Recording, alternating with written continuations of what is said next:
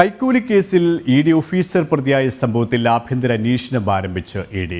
Kochi zonal ഓഫീസിനോട് ED. Director report തേടി. കൈക്കൂലി കേസിലെ വിജിലൻസ് എഫ്ഐആറും പരിശോധിക്കുകയാണ്. ഇ.ഡി. അസിസ്റ്റന്റ് ഡയറക്ടർ സത്യവീർ സിംഗിനെ ഡൽഹി യൂണിറ്റിലേക്ക് സ്ഥലം മാറ്റിയിട്ടുണ്ട്. വിജിലൻസ് നടപടിക്ക് മുമ്പ് കഴിഞ്ഞ ആഴ്ചയാണ് ഉത്തരവിറങ്ങിയത്. പൊതുസ്ഥലം മാറ്റമാണിത്. ഇ.ഡി. കൊച്ചി സോണൽ ഓഫീസിലെ അസിസ്റ്റന്റ് ഡയറക്ടർ തന്നെ കൈക്കൂലി കേസിൽ ഒന്നാം പ്രതിയായതിന്റെ ഗൗരവം ഉൾക്കൊണ്ടാണ് ആഭ്യന്തര അന്വേഷണത്തിലേക്കും കടന്നത്. ഉദ്യോഗസ്ഥരെ നിരീക്ഷിക്കുന്നതിന് ഇ.ഡിക്കും വിജിലൻസ് സംവിധാനങ്ങൾ ഉണ്ടെങ്കിലും ഇതെല്ലാം മറികടന്ന് ഒറ്റപ്പെട്ട ചില ഉദ്യോഗസ്ഥരുടെ ഭാഗത്തു നിന്നുണ്ടാകുന്ന വീഴ്ചകളാണ് അന്വേഷണ സംവിധാനത്തെയാകെ പ്രതിക്കൂട്ടിലാക്കുന്നത്. ഫെമ കേസുകളിലാണ് ഉദ്യോഗസ്ഥരിൽ ചിലർ കേസൊതുക്കാൻ ഏജന്റുമാർ വഴി ഇടപെടുന്നതെന്ന പരാതി നേരത്തെ തന്നെ ഉയർന്നിട്ടുള്ളതാണ്. ഇ.ഡി. ഓഫീസുകൾക്ക് സമീപം ഏജന്റുമാർ പ്രവർത്തിച്ചിരുന്നോ എന്നും പരിശോധിക്കും.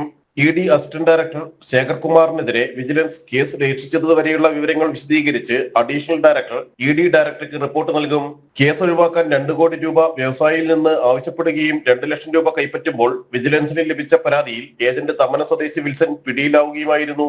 ഈ കേസിലാണ് ശേഖർകുമാർ ഒന്നാം പ്രതിയായത്. മറ്റു 3 പേരെ അറസ്റ്റ് ചെയ്തിരുന്നു. ജനം, കൊച്ചി.